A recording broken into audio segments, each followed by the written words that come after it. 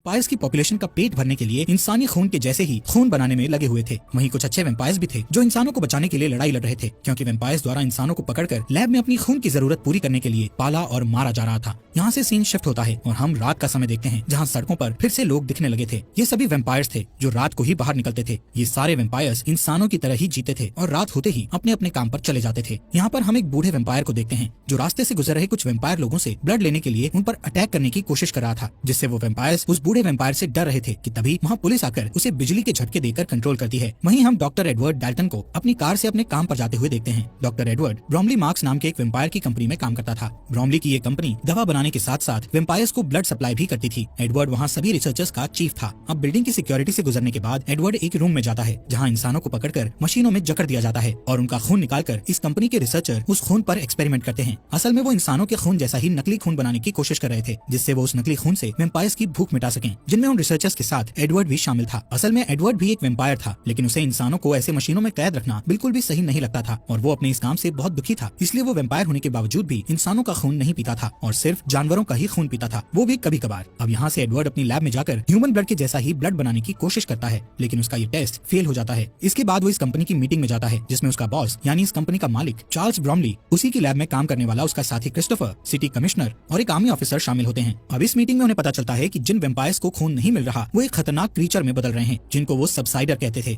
इंसानी खून न मिलने की वजह से उनके कान लंबे और सर आगे से सिकुड़ गया था और इतना ही नहीं, उनमें सोचने की शक्ति भी कम हो रही थी। ये सबसाइडर्स खून के लिए वेम्पायर्स पर भी अटैक करने लगे थे। इसीलिए फिल्म की शुरुआत में वो बूढ़ा वेम्पायर खून न मिलने से इतना आक्रामक बन चुका था, क्योंकि वो सबसाइडर में बदल रहा था। अब क्योंकि धरती पर ह्यूमन पॉपुलेशन सिर्फ 5% ही बची थी, इसीलिए कंपनी का मालिक उनको कहता है कि हमें जल्द से जल्द इंसानी खून जैसा खून बनाना होगा, नहीं तो खून की कमी की वजह से बाकी वेम्पायर्स भी सबसाइडर बन जाएंगे। मीटिंग के बाद ब्रोमली एडवर्ड को कुछ पर्सनल बात करने के लिए अपने ऑफिस में ले जाता है। वहाँ सर्व की गई कॉफी को ब्लड के साथ मिक्स देखकर एडवर्ड कॉफी पीने से मना कर देता है। इसके बाद ब्रोमली उसे बताता है कि उसे कैंसर हुआ था, लेकिन वेम्पायर बन जाने के कारण वो ठीक हो गया। वो कहता है कि उसकी बेटी वेम्पायर नहीं बनना चाहती थी, इसलिए वो घर से भाग गई थी। ब्रोमली एडवर्ड को कहता है कि मैं जानता हूँ तुम इंसानों को बचाना चाहते हो, इसलिए तुम्हें जल्द ही ह्यूमन ब्लड जैसा ब्लड बनाना होगा। इसके बाद एडवर्ड अपनी लैब में चला जाता है और अपने साथी क्रिस्टोफर के साथ ये सारी बातें डिस्कस करता है। क्रिस्टोफर उसे हिचकिचाते हुए बताता है कि एक बंदर पर टेस्ट कर रहा हूँ और इस टेस्ट को आगे बढ़ाने के लिए मुझे कुछ और टेस्ट करने होंगे, जिससे शायद हम ब्लड बना सकें। कुछ समय बाद रिसर्चर एक कैदी पर टेस्ट शुरू करते हैं। वहीं ब्रोमली और कुछ ऑफिसर्स विंडो से इस टेस्ट को होता देख रहे थे। एडवर्ड उस इंसान के बॉडी में ब्लड का सब्स्टिट्यूट डालता है, जिससे पहले वो इंसान थोड़ा अच्छा महसूस करता है, लेकिन बाद में जब पूरा सब्स्टिट्यूट बॉडी में चला जाता है तो वो उल्टी करने लगता है और उसकी बॉडी चेंज होने लगती है और शरीर में छाले पड़ने लगते हैं। रिसर्चर उसे तुरंत पकड़ लेते हैं और एपिमोन नाम की दवा इंजेक्शन के जरिए उसकी बॉडी में डालते हैं, जिससे उसका हिलना बंद हो जाता है और बॉडी पहले जैसी हो जाती है। लेकिन इसके तुरंत बाद उसकी पूरी बॉडी एक्सप्लोड हो जाती है। उस रात एडवर्ड लैब से घर चला जाता है और रास्ते में अपनी कार में न्यूज देख रहा होता है, जिसमें ब्लड की रेशनिंग से होने वाले दंगों के बारे में बताया जाता है, यानी वेम्पायर लोग ब्लड कम दिए जाने की वजह से दंगा करने लगे थे। इसी बीच एडवर्ड के कान खुजलाने लगते हैं और वो आईने में अपने कानों को देखने लगता है जो लंबे और पॉइंटेड होने लगे थे। इस बीच ध्यान बटने की वजह से वो सामने आने वाली कार को नहीं देख पाता है, जिससे लास्ट मोमेंट में उसे कार घुमाकर रोकना पड़ता है, लेकिन वो दूसरी कार सड़क के किनारे लगे घेरे में टकरा जाती है। एडवर्ड हेल्प करने के लिए बाहर आता है, लेकिन उसके हाथ में एक तीर लगती है। तभी दूसरी कार से कुछ लोग बाहर आते हैं जो इंसान थे और उनकी लीडर ऑड्री बेनेट थी, जिसके पास एक क्रॉसबो नाम का हथियार था जो उसे वेम्पायर से प्रोटेक्ट करता था। उसी ने एडवर्ड पर तीर चलाया था, लेकिन अचानक वहाँ पुलिस कार की आवाज आती है। एडवर्ड उन इंसानों से कहता है कि वो लोग उससे न डरें, क्योंकि वो बस उनकी मदद करना चाहता था। फिर वो उन लोगों को अपनी कार में बैठने को कहता है। थोड़ी हिचकिचाहट के बाद वो लोग मान जाते हैं। एडवर्ड अपनी कार का डे प्रोटेक्शन सिस्टम ऑन कर देता है, जिससे सारी विंडोज ब्लैक हो जाती है और जैसे ही पुलिस आती है वो अपने हाथ में लगा हुआ एरो निकाल लेता है। जब पुलिस वाला उससे इंसानों के बारे में पूछता है तो वो इंसानों की गलत डायरेक्शन बताकर कहता है कि वो लोग भाग गए हैं। कार में ऑड्री को एडवर्ड का आईडी बैज मिलता है, जिससे उसे एडवर्ड का पेशा और उसका डेट ऑफ बर्थ पता चलता है। जब पुलिस चली जाती है तो वो लोग कार से निकलते हैं और ऑड्री एडवर्ड को बर्थडे विश करती है। फिर वो सब चले जाते हैं। कुछ समय बाद एडवर्ड घर पहुंचता है और तभी सारे वेम्पायर्स के लिए एक अनाउंसमेंट होती है जो सनराइज के लिए वार्निंग देती है। एडवर्ड घर पहुंचकर डिनर करता है और फिर अपने प्लांट्स की देखभाल करने लगता है। अचानक उसके घर में उसका भाई फ्रैंकी डाल्टन आता है, जो आर्मी में होने की वजह से महीनों से उससे नहीं मिला था। फ्रैंकी एडवर्ड से बर्थडे पार्टी देने के लिए कहता है। इस पर एडवर्ड कहता है कि वो अब 35 साल का हो गया है। फिर फ्रैंकी कहता है कि उन्हें बर्थडे सेलिब्रेट करना चाहिए और उसके लिए वो 100% प्योर इंसान के ब्लड की महंगी बोतल लेकर आया था। वो 2 ग्लास में ब्लड डालता है और अपने भाई को पिग का ब्लड पीने की बात पर चिढ़ाता है, लेकिन एडवर्ड ब्लड पीने से मना कर देता है और इस बात पर फ्रैंकी को गुस्सा आ जाता है और दोनों में बहस शुरू हो जाती है। फ्रैंकी कहता है कि एडवर्ड इंसान के ब्लड को हाथ नहीं लगाता है, लेकिन अभी भी उसी कंपनी के लिए काम करता है जो अपने फायदे के लिए इंसानों को पालते और मारते हैं। इस पर एडवर्ड कहता है कि ब्लड का सब्स्टिट्यूट तलाशने के लिए उसे ये बुरा काम करना जरूरी है, लेकिन वो फ्रैंकी से भी नाराजगी जाहिर करता है क्योंकि वो आर्मी के लिए इंसानों का शिकार करता है। फिर अचानक एडवर्ड ब्लड की बोतल को उठाकर सारा ब्लड ड्रेन में डालने लगता है कि तभी फ्रैंकी बोतल उसके हाथ से लेकर दीवार में मार देता है। इसके बाद फ्रैंकी जाने की कोशिश करता है, लेकिन एक सबसाइडर उसके रास्ते में आ जाता है और वो नहीं जा पाता। वो वो क्रीचर किचन में जाता है और दीवार के ऊपर जो ब्लड था उसे चाटने लगता है और उसके बाद टेबल के ऊपर रखे ग्लास को भी चाटता है। इसी बीच फ्रैंकी एक चाकू उठा लेता है जिससे सबसाइडर चौंक जाता है और फ्रैंकी को दीवार की तरफ धक्का देता है। फ्रैंकी ग्लास के टेबल पर गिर जाता है जिससे टेबल का कांच टूटकर बिखर जाता है और कुछ सेकंड के लिए फ्रैंकी बेहोश हो जाता है। फिर सबसाइडर एडवर्ड की तरफ बढ़ता है। एडवर्ड एक स्टूल को उठाकर उसे रोकने की कोशिश करता है और साथ ही अपने भाई को होश में लाने के लिए उसका नाम लेकर पुकारता है। फ्रैंकी होश में आ जाता है और फिर चाकू को पकड़ता है। दोनों भाई सबसाइडर पर अटैक करने की कोशिश करते हैं लेकिन वो जंप करके सीलिंग में लटक जाता है। इससे फ्रैंकी को चांस मिल जाता है और वो उसका सिर काट देता है। कुछ टाइम के बाद पुलिस मामले के बारे में जानने के लिए वहाँ पहुँचती है और कहती है कि अब सबसाइडर शहर में फैल चुके हैं। एक ऑफिसर को उस क्रीचर की एक रिंग मिलती है जिससे एडवर्ड को पता चलता है कि वो एक लोकल माली था और उसे उसकी बॉडी में खुद के लगाए हुए जख्म भी मिलते हैं जो खुद को खाने से हुए थे। अगले दिन सिक्योरिटी अलार्म बजने से एडवर्ड की नींद खुल जाती है और जब वो चेक करने के लिए लाइट ऑन करता है तो ऑड्री उसकी तरफ क्रॉसबो एम करके खड़ी दिखाई देती है। ऑड्री कहती है कि उसे ऐसे वेम्पायर की तलाश है जिस पर वो लोग भरोसा कर सकते हैं और इसके लिए उसे एडवर्ड बिल्कुल सही लगता है। वो उसे एक पेपर शीट देती है जिसमें एक मैप बना होता है। एडवर्ड मैप को देख ही रहा होता है कि अचानक एक आवाज आती है और एडवर्ड उस आवाज की तरफ मुड़कर देखता है और इस बीच ऑड्री चुपचाप चली जाती है। एडवर्ड जब उस आवाज को चेक करने जाता है तो पता चलता है कि आवाज फ्रैंकी की है। फ्रैंकी उससे ऑड्री के बारे में पूछता है। एडवर्ड उसे कुछ नहीं कहकर टाल देता है। उस रात न्यूज में पता चलता है कि जिन इन्वेस्टर्स ने रिसर्च करने के लिए ब्रॉमली को इंसान सप्लाई किए थे वो लोग अब और सप्लाई नहीं दे सकते थे। अगले दिन एडवर्ड काम पर जाता है और अपने बॉस से मिलकर उससे गारंटी मांगता है कि सब्स्टिट्यूट मिल जाने के बाद उन्हें इंसानों की सप्लाई की जरूरत नहीं पड़ेगी। इस पर ब्रॉमली कहता है कि ज्यादातर वेम्पायर सब्स्टिट्यूट के मिलने से खुश हो जाएंगे लेकिन कुछ लोग ऐसे भी हैं जो रियल चीज की मांग करते हैं। इस पर एडवर्ड उसे याद दिलाता है कि उसकी बेटी भी उन्हीं लोगों में से एक है। इसके बाद एडवर्ड मैप को देखने के लिए अपने लैब में चला जाता है। जब सुबह होती है तो एडवर्ड अपने घर वापस नहीं आता और अपनी कार में लाइट प्रोटेक्शन ऑन करके मैप के बताए रास्ते से गाँव की तरफ जाता है। वहाँ ऑड्री पहले से उसका वेट कर रही होती है। वो उसे बड़े से एक पेड़ के पास आने को कहती है। एडवर्ड अपनी कार ट्री के नीचे पार्क करता है और हैट और सनग्लासेस पहनकर कार से बाहर आता है। वो हमेशा सनलाइट से बचने के लिए सावधान रहता है। वहाँ उसे एक आदमी मिलता है जिसका नाम लियोनल एल्विस कॉर्मैक था।